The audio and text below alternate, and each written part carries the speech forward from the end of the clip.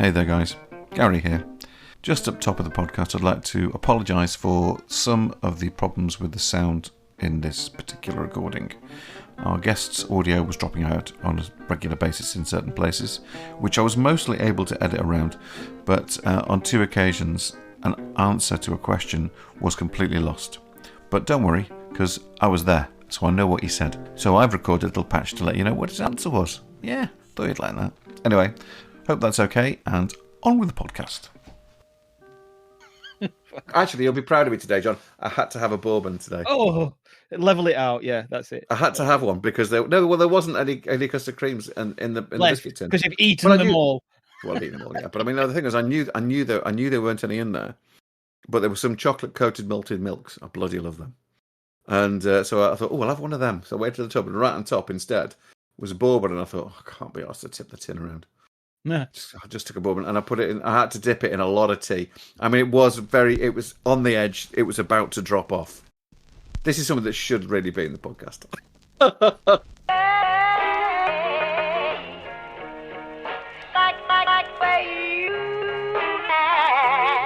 Welcome to the Grafters Podcast.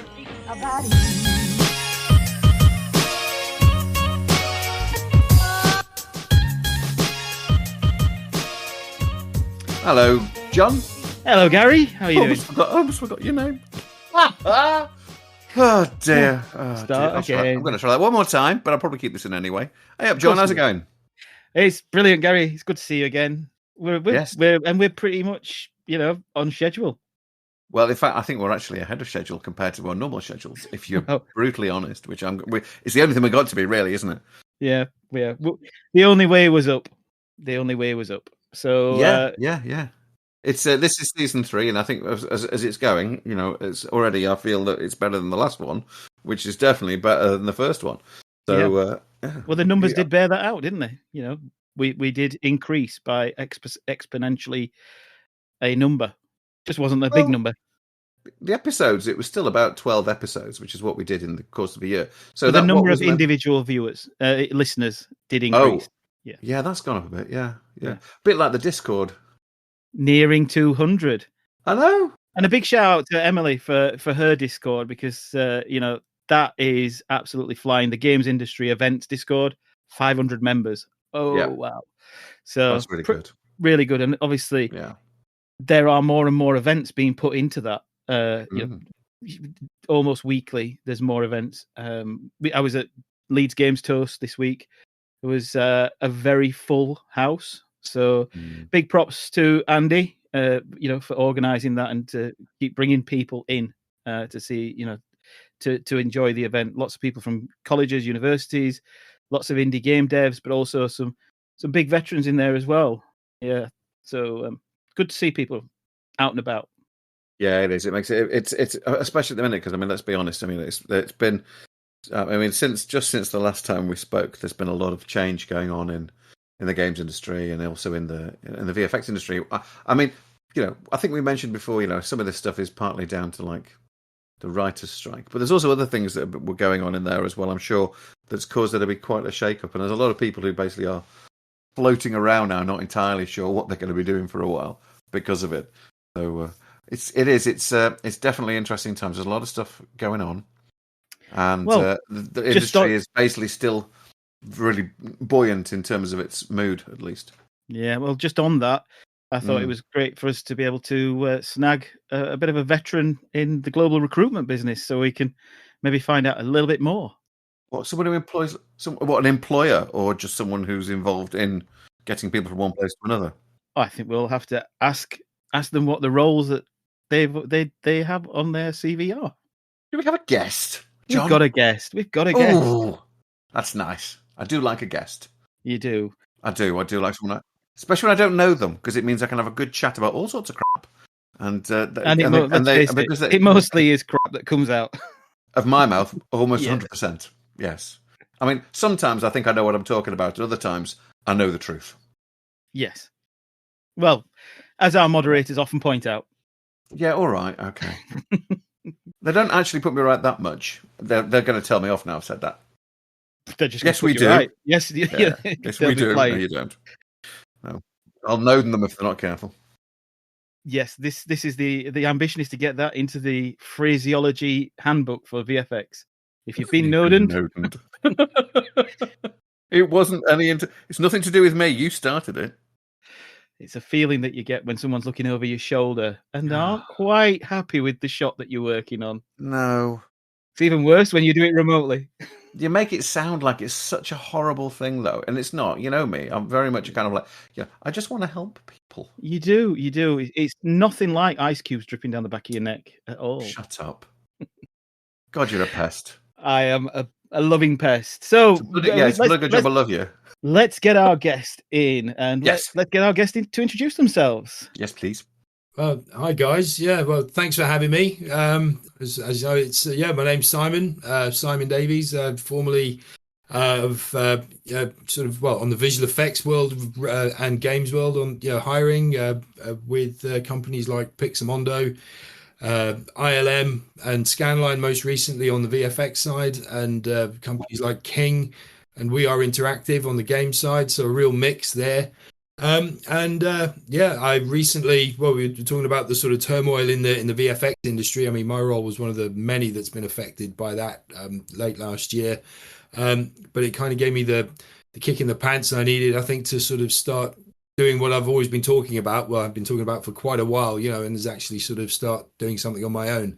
And here we are, so we're literally about a month and a half into the new world of my company, which is DAX, or Digital Arts Exchange. We're going to be hiring, as an agency, basically offering recruitment services to visual effects and games companies, as well as animation studios, that kind of thing. So it really makes very much across the creative, technical, or digital creative sector, if you like, so all of the different sort of avenues. As well as the sort of recruitment side, the talent side. I'm also going to be working with companies to look at things like their interview techniques and how they can help possibly improve their sort of processes there, keep smooth things out, try and create consistent processes where you maybe can start to tune out your biases and sort of actually get to the real sort of crux of what it is you're trying to hire for. Go through sort of a behaviors based interview process rather than purely competencies based interviewing and things like that. So so lots of interesting stuff ahead. We're also similar to you, I'm going to plug it, we're going to be getting a podcast up running as well. Cool. Which first one we're lining up to actually record in the next week or two, and that'll be coming out. The first the idea is to get a monthly one up and running, and then if we can get the traction and the cadence, maybe then every couple of weeks. But it's going to be a monthly to start with, and then we'll go from there. And that's awesome, because we can just keep pointing people at your podcast to see what's going on with recruitment and the world of employment, and how to get into the jobs, and talking to people that are hiring, or people that have been, I don't know who your guest list will be, but it's great. Gives us a chance to widen that knowledge pool out. Yeah, thanks. I mean, I'm hoping that's going to be a big part of the pod. It's going to be informative in terms of we want to get a real diverse range of people on as guests, and there are so many different sort of avenues people get to go down. The pixel generated highway is so diverse, and people have really interesting stories to tell, about how they actually came to be where they are. I think it's really interesting that we sort of to be able to look at those stories and because quite often and there are I think I mentioned it before, there are so many great pods out there where we get to hear about the brilliant projects and the work that people have done, and the amazing problem solving, the technical and the creative sort of skills they've had to use to actually deliver this work, and that's fantastic. But I think also we're maybe missing that sort of maybe personal touch, because everybody who's involved in these huge projects, or even down to sort of smaller, more bespoke projects, they all come from somewhere. Yeah, and we've been lucky enough to have several guests on that have been able to sort of give us a look at their career trajectory and how they ended up where they are. I suppose the way that we look at things is it's about the hard work that was put into getting into that sector. So that kind of how we look at things, and we don't really focus on sort of like the turmoil of recruitment and not getting jobs and that sort of thing. So, it's great to see that this will be expanded out and, semi-inspired by the grafters, which, we'll take a credit on that. Oh yeah, absolutely. Definitely takes credit for that for sure. No. Don't let him get away with that, Simon. No. But it's true, Gary. It's true. I don't believe that for a second, John. So Simon, just out of interest, so I mean, obviously, you've just said it yourself. Everyone's got a story. Everyone knows where they come from. How did you end up going into recruitment, and how did you go into this particular avenue of recruitment? That's an interesting one. I mean, I left school and I didn't go to university or anything like that. I literally I went to school in South Africa, and wow, that was a hell of a long bus journey, surely. Well, yes, and I in your +4s. Yeah, and having sort of grown up there, where we sort of moved from the UK when I was a kid, I went through school there, and from there, actually, I went straight into work. Out of school, I didn't get to go to university, sort of went straight into work, and initially in retail and that kind of, which, when you lose your weekends and you're sort of getting sort of Tuesdays off and all your mates are at work and you're at work on a Saturday and a Sunday, it's really no fun. So I actually took a complete career change, and I started working with a temp agency, doing high street temp recruitment and things like that initially. Things evolved. I realized I really enjoyed the real people side of things, and I found I got a great job with a company called Handle Recruitment to start with, who specialize in music, film, and TV support. But I was on the finance side, so I was working with record labels, royalties people, and that kind of thing. And I helped Liz Hurley find a bookkeeper and things like that. Really random stuff. You'd go to these little sort of record labels, and you'd see sort of pretty famous musicians and rock stars and things lounging around on sofas and stuff, and they'd be talking to you about, we need to hire a forensic accountant. Great, okay, what's that for? Because we're not sure we're getting all of our royalties and things like that. So really it was around this was sort of in the early sort of 2000s, and this is when streaming was starting to really take off on the music side. And there were a couple of emerging companies that were trying to get onto this bandwagon, and I ended up actually still working with this agency, but actually sort of working very closely in consultation with some of these companies when they were getting off the ground. And I realized that I really started to enjoy the sort of in-house side of things a lot more, sort of working a lot more closely with clients and things like that. And so I really started to then try and push to get sort of more of that sort of experience, So my first actual role in visual effects, I got taken on by DNEG, right and this was during the madness of John Carter of Mars. Oh dear Lord. Yeah, so I worked really closely. We had a fantastic team, and supporting Eamon Butler and Steve Applin on the animation team. We had to hire a huge number of animators because they didn't have sort of a crowd engine at that point to do a huge amount of crowd-based sort of animation. So they were sort of keyframing all of these big arena shots and things, and it's a real shame actually, because that show, I thought, it looked spectacular. It was absolutely stunning. It was a beautiful thing to look at. Yeah, but that's about it. Exactly. It just got absolutely caned, didn't it? Unfortunately. Yeah. Oh yeah. But that was my introduction, and I sort of realized, and I got really nice feedback from the team as well. It was like we can see that you sort of get it. You know what I mean? It's like when you're dealing with creative hiring, it's not just about the sort of the hard and the fast of it. It's about the personalities, the people, being able to actually get the best out of creative minds, in particular, sort of through an application process, through interviews, that kind of thing.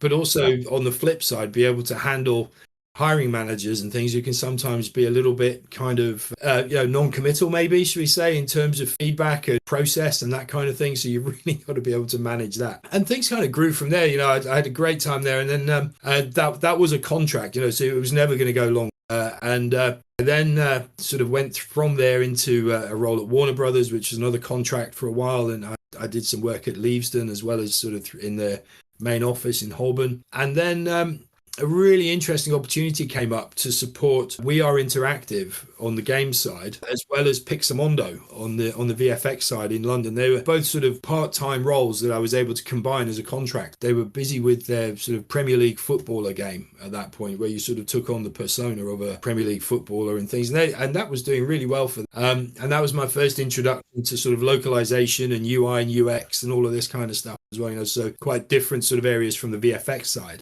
And of course, Pixamondo in London was by that point, they had just won the Oscar for Hugo. The London studio was going great guns, and Game of Thrones, it was really, really good shows. They were winning Emmys, and we were building a really good team there. So the We Are Interactive stuff again as a that sort of slid away. The work was coming to an end there, and I took on the bigger role at Pixamondo, which sadly, I mean on the business front, the business wasn't actually doing brilliantly in London, and closed down at quite short notice, which was a pretty painful process. Actually, took a lot of us by surprise. And but from there, went back into games actually with King. And talk about an eye opener. When you have a company who is, let's face it, Candy Crush was everywhere. It was all conquering, and you have a company that is scaling at such pace.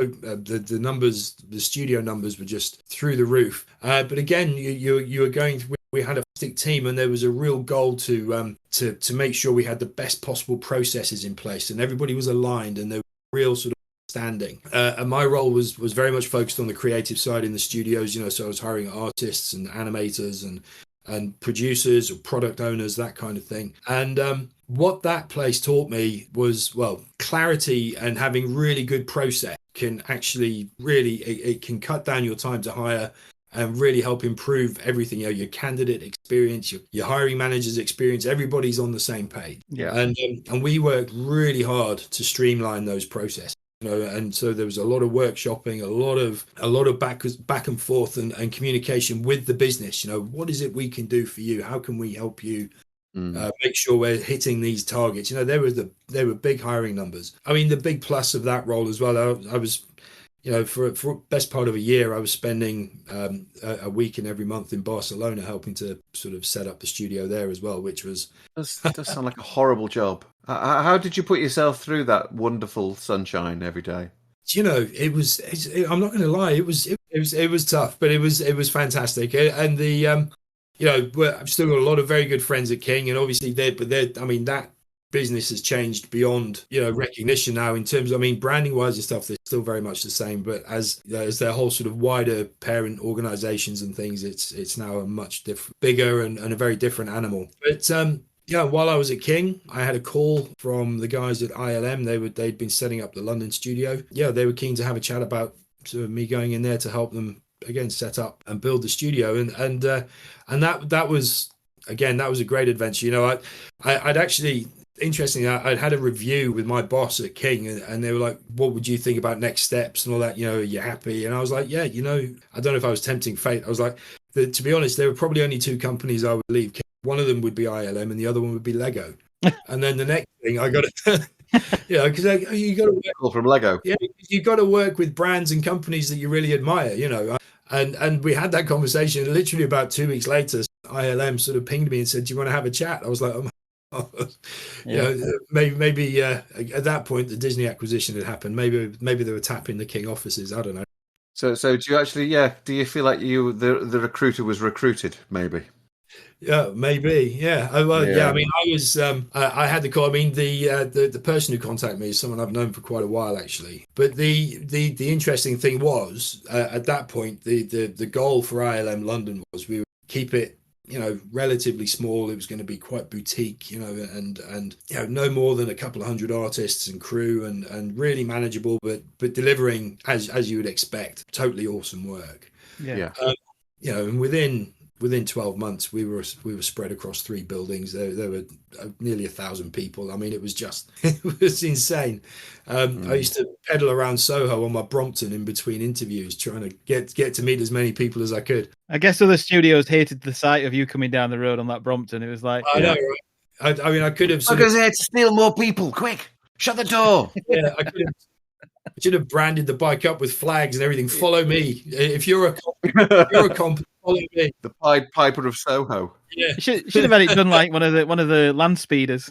Yeah, you've been doing rogue hiring and things, and should have taken every opportunity you can. I mean, at King, our office at one point was Central St Giles. The Google building there. The Google canteen and deck was right below the King recruitment team's bank of desks, and they'd be out there every day. These Google guys, they'd have barbecues and have all sorts of stuff going on. So we put a big sign across our window going, "King is hiring." So, and we got a phone call within a couple of days going, "You guys need to take that down." Oh yeah, but you thought, well, just take a bit of a chance. Why not? What's the worst that can? But yeah. But what's going to happen? Okay. Yeah. Litigation. It's the name of the game. Yeah. And they're gonna play the game with you. Boom, boom, boom, boom. I think even at that point, the sort of the Google's deep pockets probably would have always trumped us anyway. So exactly. Yeah. But I mean, but the move to ILM was great. It was a real eye opener in terms of scaling up and delivering amazing projects. The teams consistently blew it out of the water, and through my career, it was great. One of the great things is, when you work in visual effects, it's similar to, and it doesn't happen a lot with recruiters, but now and again you'll get a credit, which is always nice. You see your name come up, and through shows like Game of Thrones at Pixamondo, through to things like The Mandalorian, to get credits is always something special, because it makes you feel like you really are part of that team that's delivering that work. It's very cool. Well, they're very good at crediting people. I think that they've. But I mean, it's like what I find whenever I think of ILM, and I know this is not about recruitment, this is about ILM, is that everybody who works in this industry at some point or another have been like in awe of them. Yeah. And then they become part of them. And then they're like, "Oh my God, I'm working for ILM." And then everyone has imposter syndrome. It's the Disney magic, isn't it? It is. I mean, well, it's not the Disney magic. It's the ILM magic. Yeah, I'm sort of going back a few years before ILM was ILM. What I'm saying is, I see. Being an animator at Disney was for many people the highlight of that's the pinnacle, that's the mecca, that's where I want to get to. Yeah, and and obviously Pixar then became the new Disney, which then became the new Disney. And then, Disney bought Pixar. Ish. Yeah. Yeah.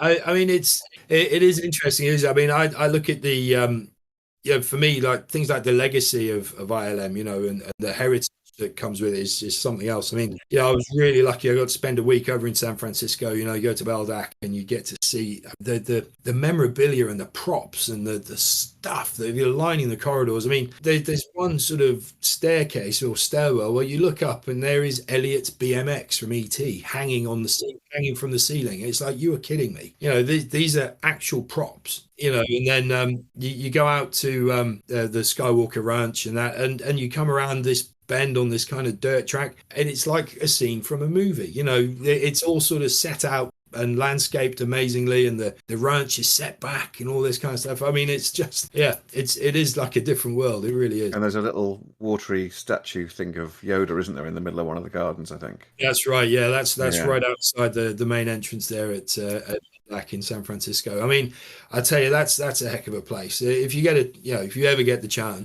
I would love to. I would love that. I think when the podcast hits 1 million, then we might see about getting someone from ILM at the ranch. We'll do an on location. Yeah, there you go. Yeah. Get the shout out early, guys. Yeah. I mean, you can sit in the cafeteria there and sort of look at the Golden Gate Bridge. I mean, it's just it's pretty mad. And that's where we met when at FMX we met. I think that was the first time we met in person at FMX while I was still working at the college, and I was just blown away by the fact that there is all the ILM stuff in a corner, and there's Simon just happy to talk about pretty much what goes on, the recruitment, what they're recruiting for. Yeah, but I think I was kind of like fly on the wall as much as I could, even though we ended up talking incessantly about t-shirts and whatever else. But it was trying to sort of see how recruiters approach students, because that was obviously important for my role at the college to see, what sort of things are they pointing out, and getting that stuff ready. What do they want? Yeah, or what's the sort of hot topics of of what they don't want, sort of thing, which was pretty cool. And we had a good chat, didn't we? I think it was in the piano bar actually where we ended up. But hey, everybody ends up there. I know, at some point, right? It's like a casino in Vegas, though, isn't it? Once you get into the piano bar, you just lose all sense of time and space. The next thing you know, it's 4 a.m. Yeah, and you've got and you're speaking at 10 o'clock the next like 4 hours. That was me, this last time. But yeah, I mean that yeah, you're so right. I mean the great thing about being on a stand with ILM or with Scanline as well. I was fortunate at at FMX last year with Scanline. Obviously they're a key sponsor as well.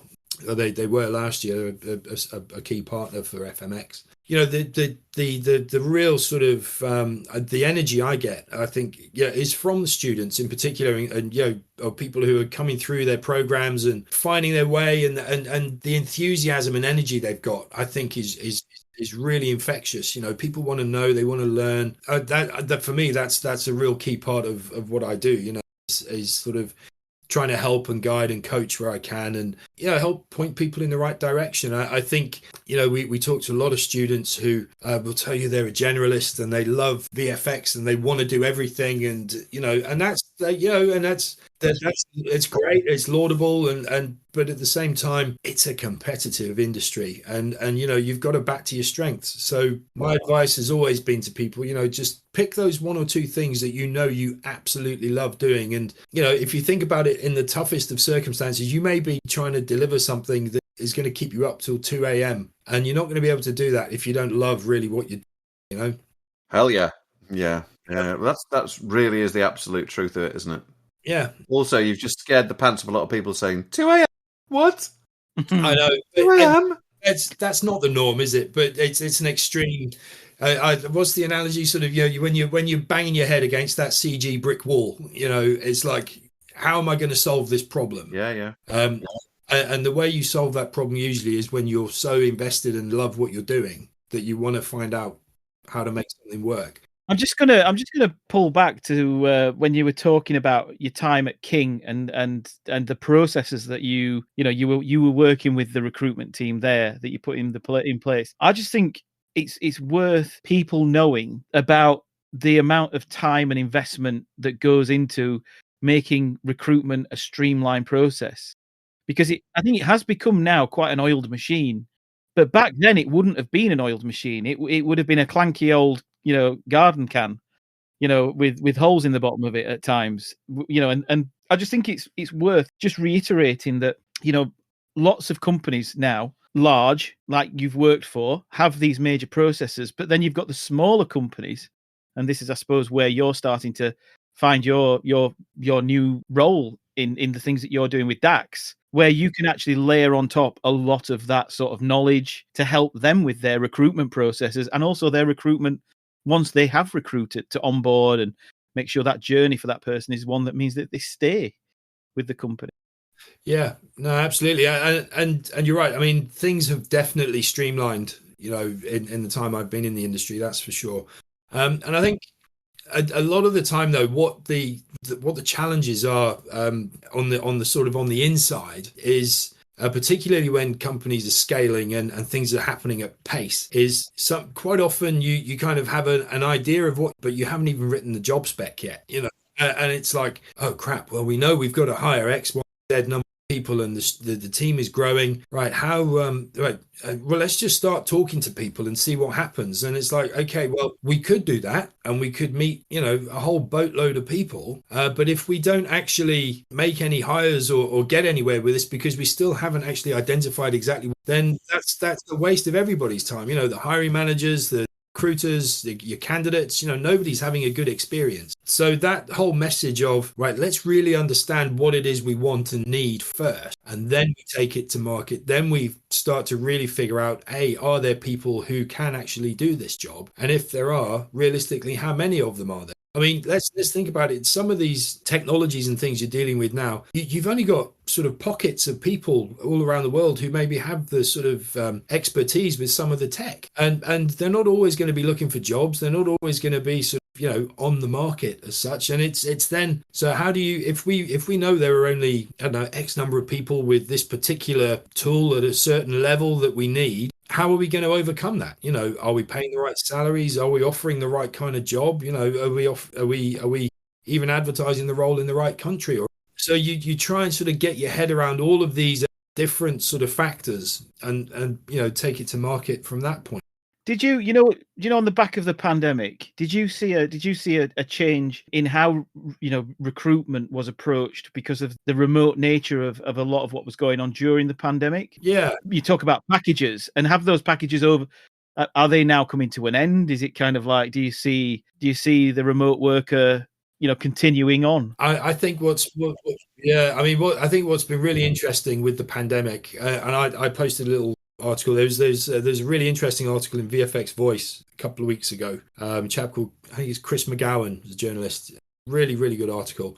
The nature of the whole remote work setup versus hybrid and that thing, and how businesses are still sort of adapting. And VFX, I mean, literally, you guys will probably know as well as I do. Up until early 2020, working remote for a visual effects studio, unless you had some absolutely critical need to do so, it was nowhere near even being on the table. No, not at all. There was no chance. It wasn't secure enough.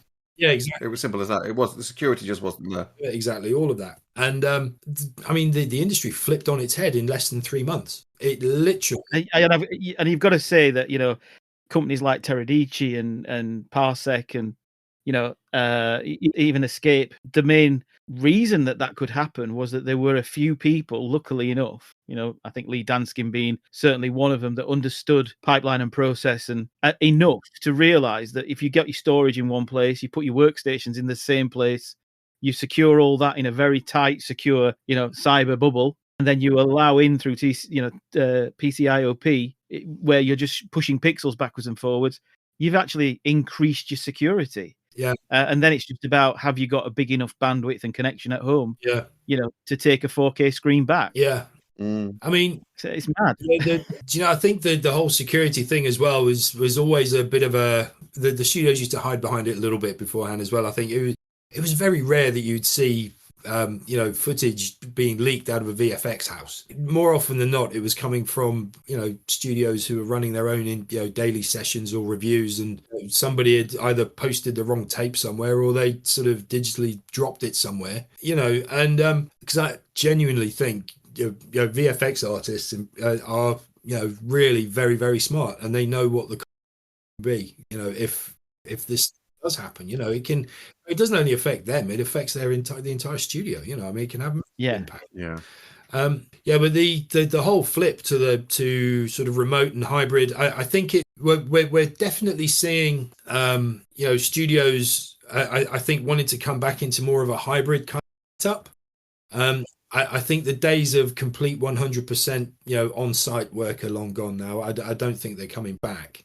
Those noises I'm hearing anyway, I mean, to be honest, a lot of the studios I've spoken to and what I've seen over the last few years have even reduced their real estate footprint, so they can't physically accommodate everybody in the buildings anyway. Yeah. And then weirdly enough, that's allowed more companies to grow and to occupy a smaller space alongside some of the bigger companies. Yeah. No. Well, having those reduced overheads mean that they can actually invest it in actual talent. Yeah. One would hope, and that's a good thing. No, that's exactly what it is. I mean, talent and tech, right? In systems and talent to service, talent to tech, exactly, yeah. I mean, we sort of started the conversation off, Gary and I, talking about, and I think the previous couple of podcasts we've done recently have been alluding to the fact that there's been, quite a lot of turmoil in the M&E sector, specifically probably in the game sector more than the film sector. But I think we're certainly seeing a lot more news talk about, layoffs and things with companies. But we were talking very beginning. Did the writers' strike? Was that the straw that broke the camel's back on the amount of of content being produced? And was that the reality check of can we maintain this kind of throughput without some consolidation, and rapid downscaling of things? Because obviously 6 months the writer's strike was on, wasn't it? It was just about 6 months. Before that, you had the actors' strike, and exactly. I mean, I think that was the thing. It was the actors' strike probably had more of an effect than the writers' strike, but the writers' strike and the actors' strike were probably very close together. Yeah, in terms of causing it anyway. Yeah, because if you can't get any voice actors, what do? Your whole game goes on hold because you've got all that stuff's got to be done first. So I mean, the combination of both of those, it hasn't decimated the industry, but it has. I don't think people appreciate quite how deeply it's affected and impacted so many people globally. I mean, realistically, I don't have an exact figure, but you're probably nearing the tens of thousands of artists and VFX crew. And people generally in post-production, who have been impacted and have lost jobs or definitely lost income as well. Talent managers, artist managers. If you haven't got a team to manage, you haven't got a job. So what's interesting is, though, I think for me as well, while it has caused that pain, and I am an optimist. I believe that we will bounce.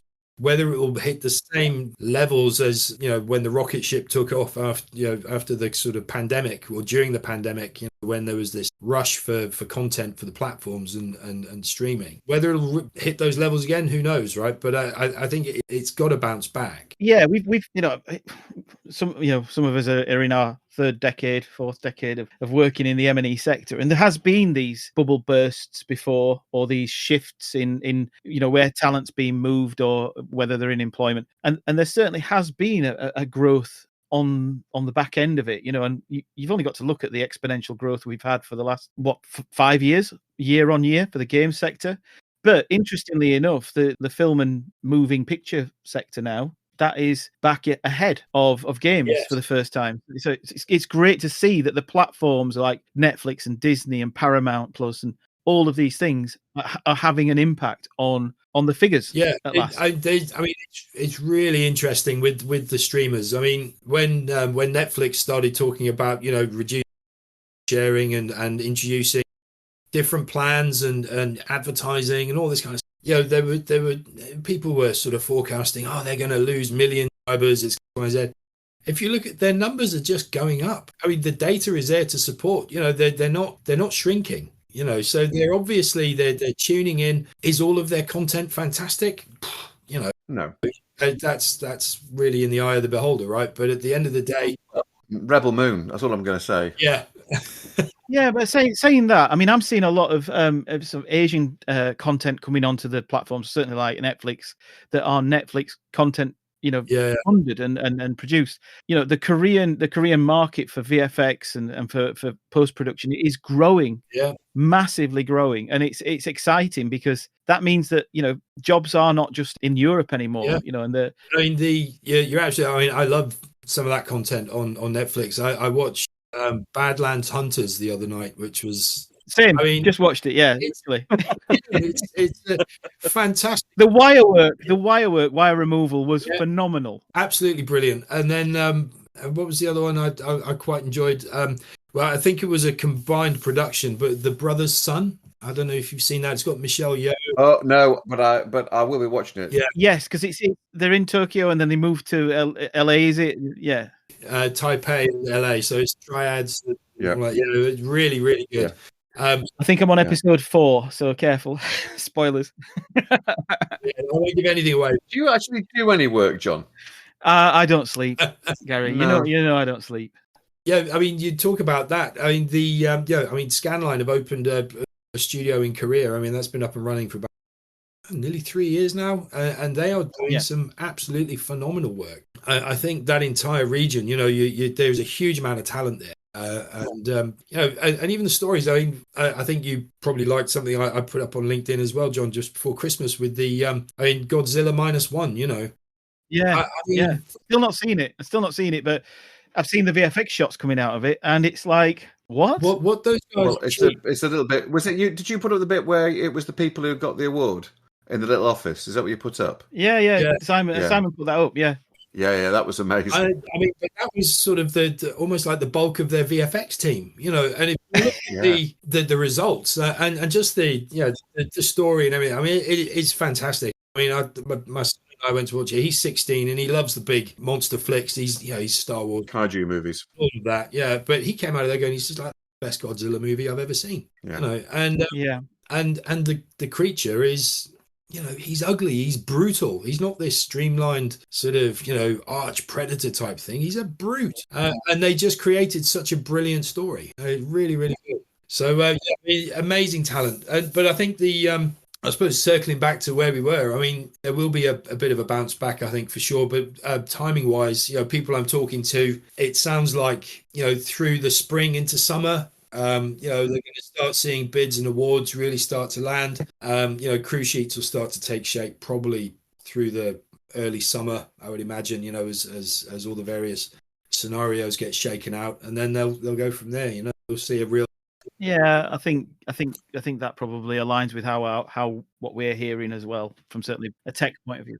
I mean, the interesting thing for me is on the games. You look at, obviously, I mean, the just every day at the moment, it feels like there's more rounds of layoffs, right? And it's really interesting. Again, you talk about this, the consolidation, the Activision Blizzard and this, with the Microsoft position and some of the projects that are being shelved that have been in development for years. Some of these projects were pretty big, right? So they're obviously sort of making these decisions. But this, and correct me if I'm wrong. I mean, I'm looking at this and I'm seeing a lot of decisions are affecting predominantly sort of your big sort of AAA studios and things. Where you are looking at real sort of long-term development.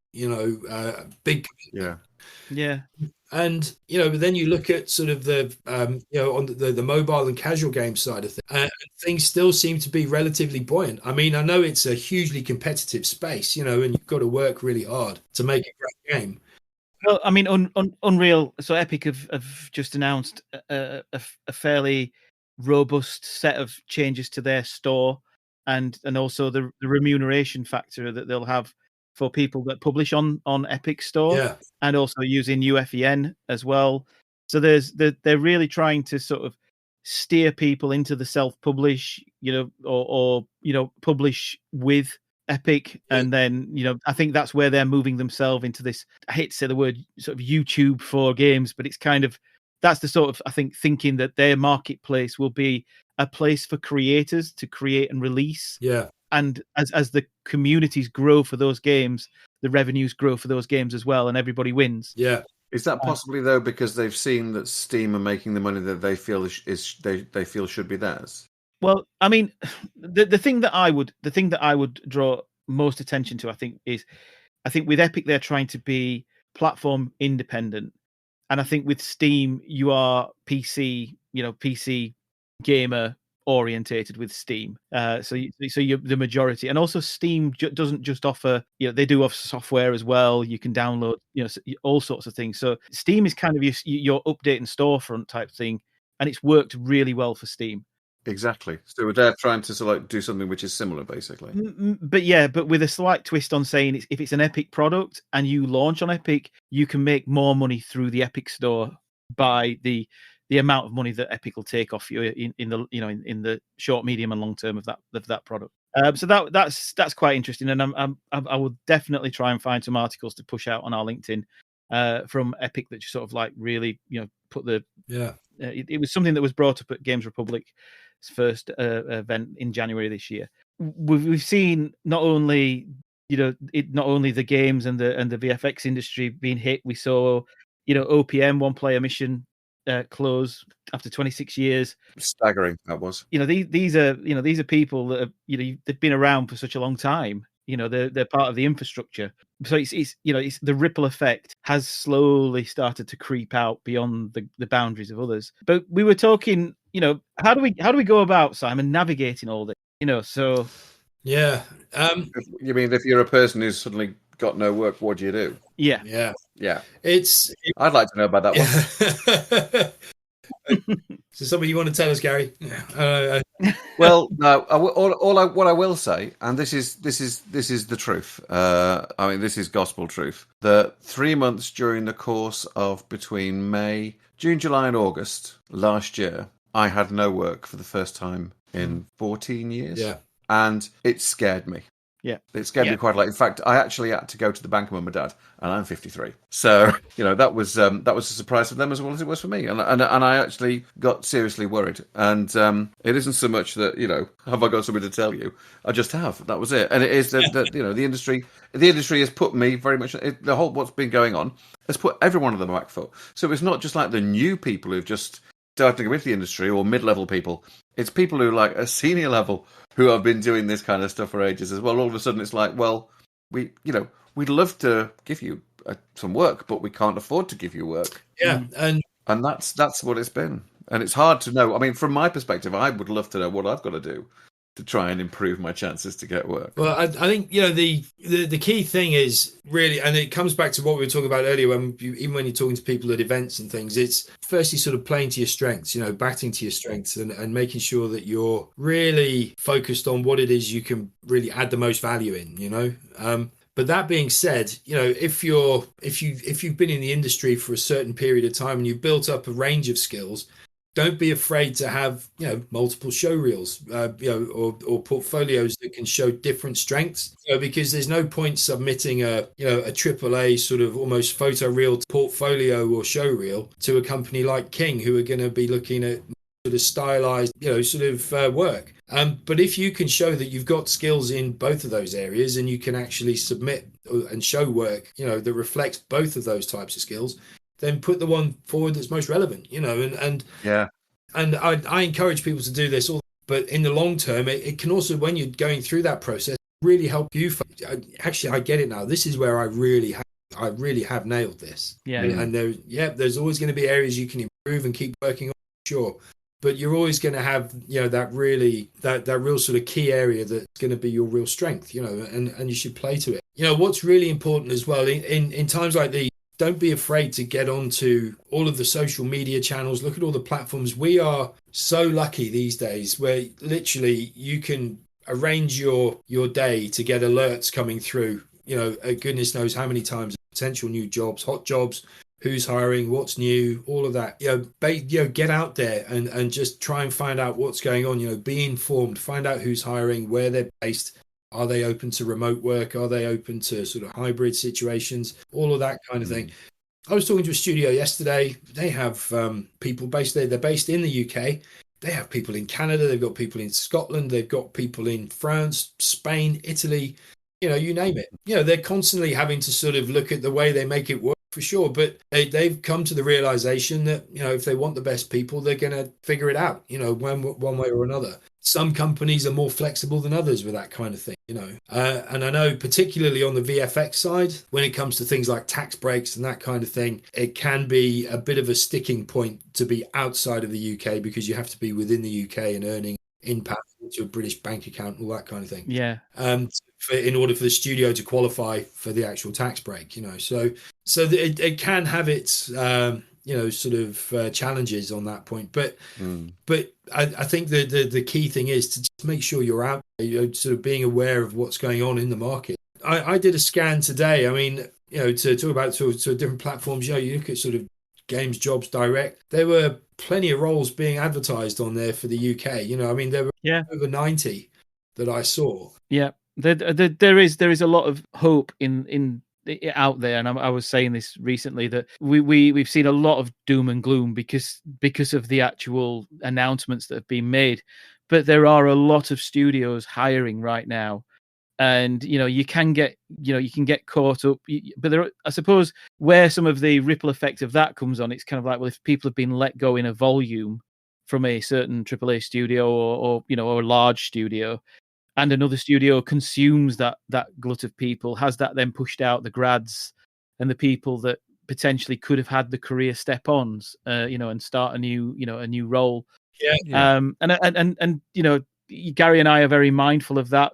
On our Discord, we've created an area for people to post jobs, first there, so that people can get an idea, or even it's just a link to a LinkedIn post or something. Yeah, absolutely. It's just like you say, get it out there that there are opportunities, and people will take it. There are, and I think it's and the really important thing is to be positive. You know, really sort of keep your eyes open. Quite often these things don't happen overnight. You know, I know a couple of people who are actively looking for, you know, they've sent their CVs out.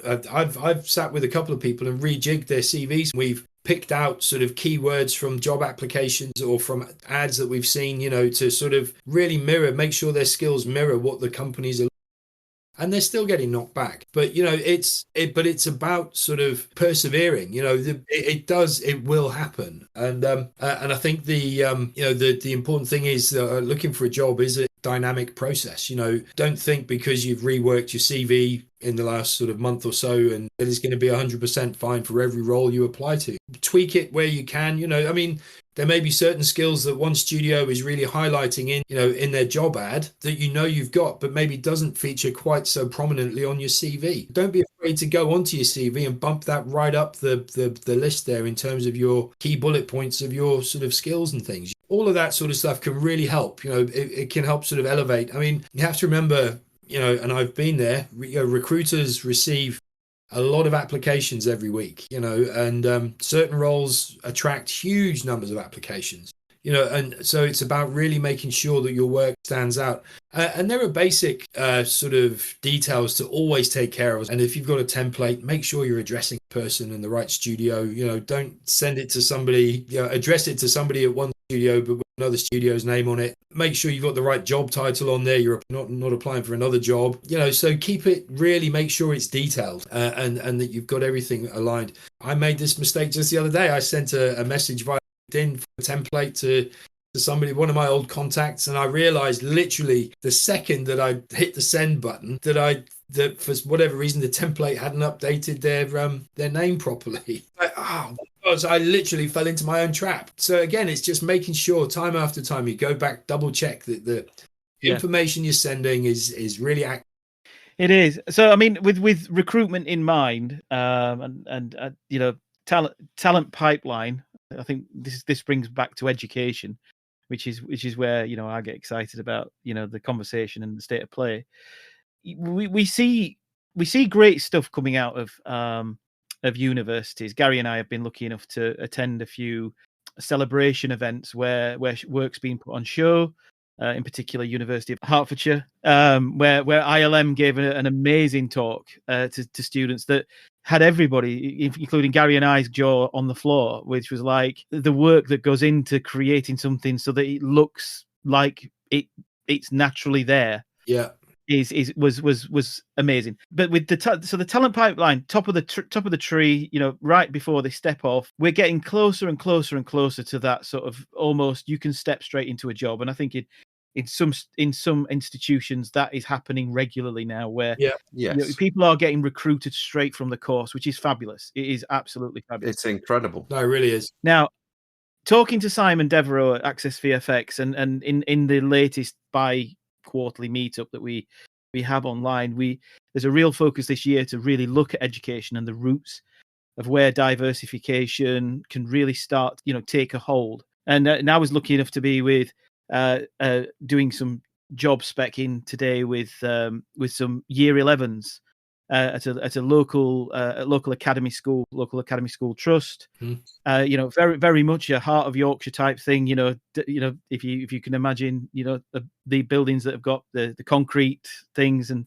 all that sort of stuff's going on, and it's causing quite a lot of chaos in secondary school / further education. And I was quite surprised at how many people just didn't understand the opportunities that are out there from a science and art sector, and that they, you know, talking to the teachers, it's almost impossible because of the way that curriculums at is it year 9s, the year 9s curriculum where they take the choices doesn't allow for multiply overlaying creative subjects with scientific subjects, and so on. So you know, with that in mind, how can we as an industry, games / animation / VFX, how can we be more proactive at secondary school level where those decisions are being made?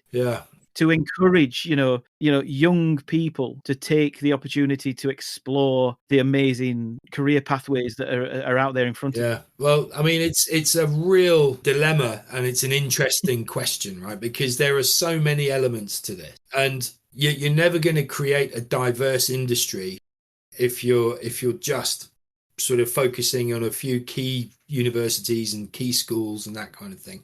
The only way you're going to reach the broadest range of the most incredible by getting out to everybody, making them aware. As much as we're having ups and downs in our industries and sectors at the moment, these are still really viable and fantastic opportunities, long term, And I think there are there are real challenges in terms of educating the educators, for want of a better way to putting it. Yeah. Just don't know. And I had this conversation with somebody a couple of years back. It's like, well, the teachers union has a massive conference every year. Can we not attend that as an industry and give a talk about how, the crossover between STEM and the creative industries and things really where do they meet? It's the world of games and visual effects, and everything that comes with it. These areas, they crossover, and people just, there's the lack of awareness, firstly, on that side of things, which how many schools, I mean, you could go to a new school every day for a year and you still wouldn't even scratch the surface. Yeah, so there needs to be, a real coordinated sort of effort to actually reach out to the education sector, to let them know that this is a really viable area, and these are viable industries that are almost kind of being missed. There is a conference. Association of Colleges has a conference every year, and there are opportunities there to have industry speakers there. It's certainly something I will be talking to Simon about. You need to be talking to the decision makers. Yeah. I mean, we had a brief conversation about esports today at the school, which is, I think, I don't want to dive into that rabbit hole at all. But ultimately, any course that keeps a student engaged with learning is a positive thing. And I think esports is yet to find its natural exit into employment and things. And I think what it will do is it'll probably reinforce a lot of traditional things with sports management and understanding performance and those sort of areas. I think that's where it'll come into its own.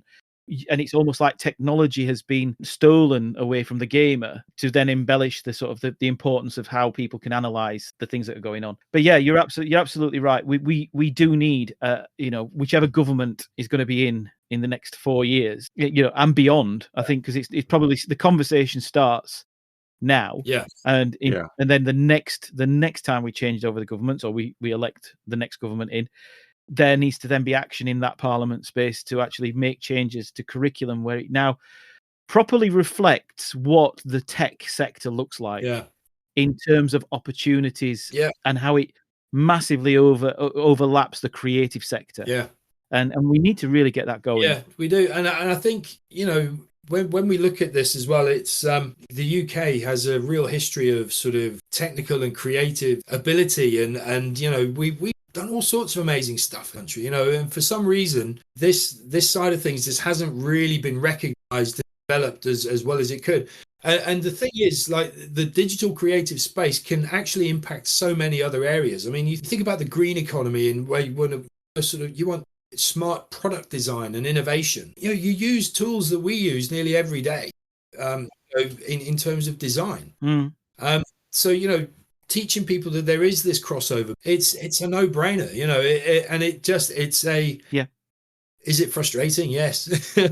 But I think the more we talk about it and try and find a way to actually get this message across, hopefully it will start to sink in, and I think and what you'll also see, but because quite often you'll see with a lot of studios, there's you go through crunch periods where you've got sort of excessive amounts of work and things, and people are trying to hire back in people for short contracts or periods of time, and that works to a degree. But if you can actually start to invest in more sort of entry level talent and sort of build stronger foundation, as a business, you're also then able to, and without trying to sound boring, you are able to control and keep close your eye on your bottom line and still develop your talent from within, which basically means you're not having to go out and possibly, blow half of your margin on expensive sort of freelancers and really see knee-jerk job fills, sort of key sort of crunch periods and things. So Well, I like that when they do that, because that means I get work. Well, yeah. But again, as a freelancer myself, yeah. But and again, I wondered when that would bite back. So I did wonder. I'm not taking anything away from freelancers. Freelancers do an amazing job, but I think there's always an opportunity to find a way. Even, you as a studio, no matter what size you are, nobody's saying you need to graduate to 10 interns a year, but if you can find a way even to introduce one or two in, and bring them through, train them up, no matter how you sort of package up the scheme, and obviously we have apprenticeships and that kind of thing, I think that can only do the industry and studios, it can stand them in better stead, do sort of regain a bit of that control. Well, I think we've certainly pulled apart so much stuff tonight, that Gary and I have skirted around the outskirts of, we've fringed around the edge of this, and it's been fabulous to actually listen to someone like yourself that's just had this 2 decades worth of experience of doing this. Sorry, it sounds better if you say 2 decades rather than 20 years. I don't know. It depends who you're talking to. But it depends exactly whether it's been 20 years or not, because I've worked out that I've been doing this now for over 30. Yeah. So I was just doing the math, and looking at the math on Simon's LinkedIn, it looked like next year is your 20th year, I think. Yeah, I'm pretty close now. Yeah, that's for sure. Yeah, so yeah, we to lighten the mood a little, but it's been absolutely fantastic listening to that in depth, your perspective, your analysis of kind of where it is, and the hope that's out there, because there's been so many takeaway positives out of this. Yeah, which I'm sure Gary will the volume on. It's been most of the time we're talking to people who are either in the industry, training to be in the industry, or training the industry. Yeah. And to actually have someone who's getting people to move around a bit, in the industry, gives a much fresher perspective to the whole thing. So really, honestly, thank you very much for your time. No, really appreciate it. Can I just add one thing? Yep. Yeah. I know, and it's just circling back to what we were talking about when folks are sort of applying for jobs and getting interviews, and something that's really important when you finally do get that interview. Don't be afraid to talk about when things went wrong. You actually, and how you overcame those challenges, how you resolve problems, because that is a huge part of working in these industries, is about solving problems. Nobody expects you to have all of the answers immediately, and it's about how you get to certain points. So don't ever be afraid to say, well, actually that didn't work first time round, but what we did was this. People want to hear about that, because that tells you're a problem solver. That tells recruiters and hiring managers a lot. And I think this goes back to pipeline, which is what Gary and I have talked about quite a lot. Pipeline often means how you got over problems. And overcame things. But we do like to we do like to wrap up the end of our chats that we have, and we like to wrap them up with a bit of a quick fire thing, don't we, Gary? So I hope we do. I've been writing a few questions. You'll probably see me just tapping away in the corner going like But so in deference to a quick fire round, I just want to ask a couple of questions which I really want to know, and then just a few. What are your favourite such as, if that's okay? Yeah, sure. Right. First question is, what's the favourite job you've ever recruited for, or recruited someone for? That's Don't say generative artist. No, absolutely not. There was a particular role at ILM that required a very, very particular set of skills, which I can't really go into. But it was one of those where one of the sort of senior executives in the business had gone, we actually need somebody to do this, and we think this guy who we've spotted could be the one. We don't actually know all of his details. Can you try and track him down and just see if we can even have a chat? And it took a little while. Had to get a bit sort of investigative, and finally tracked him down, and he was open to chatting. And and the work that he did and created was a big part of a key TV show, in the end. And and it was like, sat back and went, that was really cool. And I'll tell you what was also really massively satisfying was when we were working on the big ABBA project, Voyages. Oh right, yeah. Which again was huge. But we recruited a facial capture team of graduate and entry level artists, basically people who had a mixture of 2D and 3D experience. And this was really a new avenue into the studio at entry level, and these folks were learning new tools. Nothing was set in stone at that point. This technology was moving. Yeah. So they were having to really, the analogy sort of like a swan looking really serene at the top and paddling like mad underneath. Having to literally sort of, learn on the job. Yeah. And the feedback we were getting, I mean, I think 2/3 of that team, I'm pretty sure, have been retained and are still at ILM, but have gone on to other roles within other teams based on the skills and the experience that they gained. Others have gone on to, some really cool opportunities in other studios. And it was really satisfying, because you're seeing people coming through, and everybody was learning at that point, and they really thrived, and again, I think that speaks really well to to the levels of leadership and coaching and receiving as well, So what was the oddest job you've ever had to recruit someone for? Going way back. Yeah. One of my first roles in recruiting when I was a temp recruiter, and I had to hire a cashier for a patient bank at a mental health hospital, a mental health trust.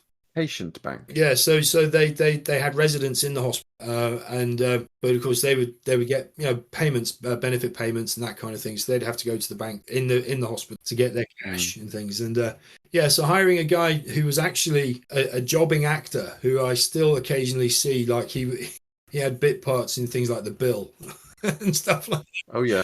He ended up sort of as a temp cashier in this hospital's cash dispensary, and that was pretty mad. There was another guy that I worked with there. He did. He's a pretty well known sports journalist now for the Mirror. But he did some data entry for me for about 6 months. Nice.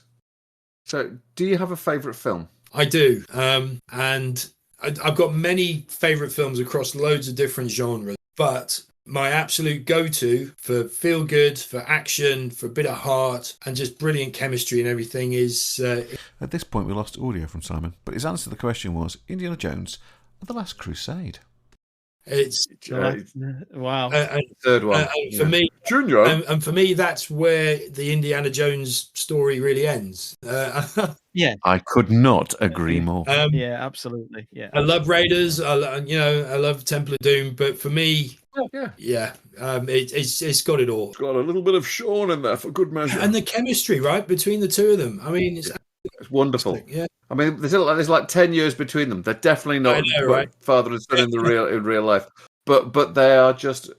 I still think it's probably one of the best things I've ever seen Sean Connery ever doing. Well, I'm sorry, son. Yeah, they got us. And again, it's really lucky going to Skywalker Ranch. There's a bookcase, all sort of glass cased, and you got Indy's hat and whip and the idol, all of that. I mean, it's just it's a treasure trove of stuff. It is. I've got a very good friend called David Sturzaker. And in the early days of this podcast, he'd be getting ribbed every week because literally I've tried to get him to come on and he won't come on. He's been working on a hell of a lot of really good stuff recently that he really can't talk about. And David's favourite thing, one of his favourite things, he's got a couple, but one of his favourite things in the wide world is Indiana Jones. And he is on a mission. He wants to replace the hats in every single film to match the hat that was in the second movie. Because the second movie hat is higher. Yes. So his mission is to go and get because he's a visual effects guy, obviously. Yeah. And his mission is to go back and replace the hat in the first one and the third one. And we're not going to talk about the other ones because they don't exist. No. And put in the bigger hat because he reckons it looks better. Yeah. So one of these days he'll just do it on. It's like those kids who basically rebuilt the entire first movie. Yeah. He'll go back and he'll do it. Yeah, he will. He better do. That'll be great. Because Dave's ace. No, his favourite thing in the whole wide world is Magnum PI. So, nice. Yeah, absolutely. Love Dave. He's one of the best people on the planet. Right, okay, very quickly then. So that was favourite film. Favourite AAA game? Because I'm assuming, having worked this heavily in it all, you have one. There are a few. I mean, going way back, I really enjoyed like Metal Gear Solid, the classic, really. Battlefront, Star Wars Battlefront was a real biggie for me as well. And I'd tell you what I'm impressed with. I mean, my son's got a PS5, and I don't play anymore. But Ghost of Tsushima just looks absolutely fantastic, and God of War as well. Now, there you're talking. I mean, it's everything, isn't it? It is. I mean, AAA doesn't even begin to describe it, does it? Really? I mean, when you've got that level of game and that level of artistry, just absolutely next level. Just on the beautiful nature of gaming, there's been a big announcement this week about Rebellion's launch of Rogue Trooper. Yes, which is coming out, and it's kind of got so this is going to be a big one because the fans are looking in hard. But I know that I know a few people at Rebellion now, and I certainly know that if anybody's going to do it, it'll be them that does it right. It'll be good. I think it's been in development for quite some time, right? So yes, I think they've been waiting for technology to catch up with a lot of possibilities. But I mean, when you think about Unreal 5 now, and the stuff that can go on in there. I mean, I don't know what engine they are actually using, but I mean, even just thinking about how you would go about the scale and the size of something like the Naught landing, and we get a bit geeky on it all, but yeah, it's pretty exciting. And Unity 6 is coming out as well. So a load of new cinematic tools as well coming out. Cool. New rendering engines. After AAA, what's your favourite casual game? Because like all of us, you've got something on your phone. Yeah. I actually. It's really sad. I only deleted Candy Crush about 6 months ago because I had to. I was like, I've got to stop. How high did you get? Up into the 500s? Yeah, it was ridiculous. But at the moment, I'm playing more on the old iPad and things. I quite like Solitaire as well. It just helps me unwind. I tell you what I really liked, and it was a sort of a King release as well. Was their mobile Crash Bandicoot? I thought that worked pretty well. So that was quite good fun. Yeah. Well, all you've got to do basically is a little bit of left and right and hit the button to jump. That's that's pretty much it, isn't it? Jump or slide, and just try not to splat into anything. So the final question, and I promise you we will let you go because you've been with us for ages, and we really appreciate your time. Oh, it's been great. Oh, thank you. And also, can't wait to listen to your podcast. Oh, yeah. So, but the final question is, and you can only give one answer because some people are trying to be clever now, and they're trying to give us different answers to the question. I've got to crack down on this. Just because they're moderators, they think they can get away with anything. Yeah, well, they're admins now. They're not just moderators anymore. They're actually, they can take over far too easily now. You've got a choice between a custard cream or a bourbon. Which one's it going to be? You see, coming back to dunkability, I'm probably going to go with the. Yeah, at this point, Simon said a bourbon biscuit. You get a bit more sort of life in the bourbon. Yeah.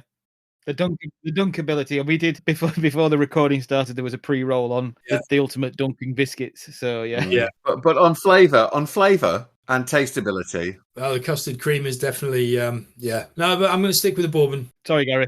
Damn you! It's all right. I'll let you off. I like chocolate. What can I say? I don't think bourbons just doesn't taste like chocolate to me. But it looks like chocolate. It does. Just because it's brown doesn't mean it's chocolate, John. Mr. Hinky. Mr. Hanky. Not Mr. Hinky. It's Mr. Hanky the Christmas poo. Dear. Yeah. I get it wrong every time. Simon, it's been fantastic to thank you so much. Chat to you on a podcast for a start. And I mean, it's always great when we meet up, and we do lose hours of time when we're not careful. Yeah, it's brilliant. One thing that I have to say, and having you sat in a very professional sort of situation where we're really discussing the sort of the to's and fro's of the sector and the industry and the job that you do, and it has to be said, the passion you have for the industry is phenomenal. And it's not. Every single person is a person, and the fit is the fit. And it's clear that the respect for recruiters, I don't think, is given enough of how much work there is actually on that. No, well done. Just really, such a pleasure to know you. So thank you. I appreciate it. Oh, that's really nice. The thing is, though, it's when you work in this industry with across games, VFX, all these sort of digital creative industries, you get to meet creative people, and it's infectious, and I love that. It's you meet people who want to get on and try different things. If something's never been done before, give it a go, see what happens. And I just I admire that. I'm hugely lucky to be able to interact and work with folks across these industries on a regular basis. It really is it's a real privilege, and thanks to you guys for having me on the pod. And we can return the favor running with mine, and we'll it'd be interesting for us to be told what to do for a change. there you go. Absolutely, yeah. Get put in our place. So it just leaves me and Gary to wrap up, I think, which is hey, it's been a great. I think that's been a great conversation, Gary. And it's one we've been chatting about for such a long time. It's been a brilliant 2 hours and 15 minutes of editing time for me. Yes. I'm sorry. I'm so sorry. Yeah, I dragged this out a little bit tonight, and I do apologise. So I think it's safe to say good night from me, then, Gary. And it's a good night from me, John, as well. Good night, everybody. Thanks very much. Cheers. Bye.